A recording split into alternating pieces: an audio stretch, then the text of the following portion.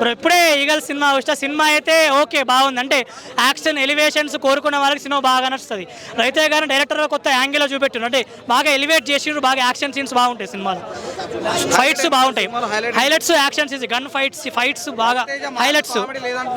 అదే రవితేజ అంటే comedy, mass songs, comedy, entertaining కోరుకునే వాళ్ళకి ఈ మూవీ నచ్చకపోవచ్చు. అంటే అంటే కొత్త యాంగిల్గా చేసిండ్రు cinema, action part, elevations, cinema fight scenes అది బాగా చూపెట్టిండ్రు. డిసప్పాయింట్ అలాంటి వాళ్ళు బాగా నచ్చుతుంది. అంటే ఈ సినిమా యాక్షన్స్ ఎలివేషన్స్ చూసే వాళ్ళకు, ఫైట్లు బాగా ఇష్టం ఉన్న వాళ్ళకి సినిమా బాగా నచ్చుతుంది. వాళ్ళకు అలాంటి వాళ్ళకి నచ్చుతుంది బాగా. కాన్సెప్ట్ గన్స్, అంటే గన్స్ చెడ్డ వాళ్ళ చేతికి పోతే ఎట్లుంటుంది, వాళ్ళ చేతికి పోకుండా కాపాడటమే స్టోరీ మొత్తం, సినిమా స్టోరీ మొత్తం.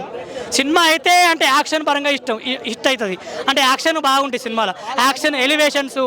First half slow, second half బాగుంది. ఫస్ట్ హాఫ్ రవితేజ ఫ్యాన్స్ నచ్చుతుంది, ఫ్యాన్స్కి నచ్చుతుంది కదా, కొద్దిగా నచ్చుతుంది, అంతే నచ్చుతుంది. అంటే రవితేజ గారు అంటే కామెడీ కదా, కామెడీ ఎంటర్టైనింగ్, మాస్ సాంగ్స్ కొద్దిగా అట్లుంటుంది కదా. అంటే ఇది యాక్షన్ ఎలివేషన్స్ వాళ్ళకి ఈ సినిమా వస్తుంది. రాకపోవడం మంచిగా అయింది. సంక్రాంతికి వస్తే తుస్సుకొని పోతుండే, వెళ్ళిపోతుండే.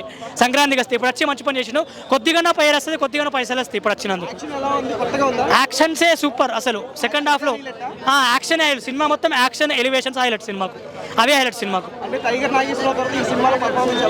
పర్ఫార్మెన్స్ ఆయన 100% ఇస్తారు. రవితేజ గారు అంటేనే ఎక్కడ పోతుంటే స్టోరీ సెలక్షన్లో పోతుంది మొత్తం రవితేజ గారిది.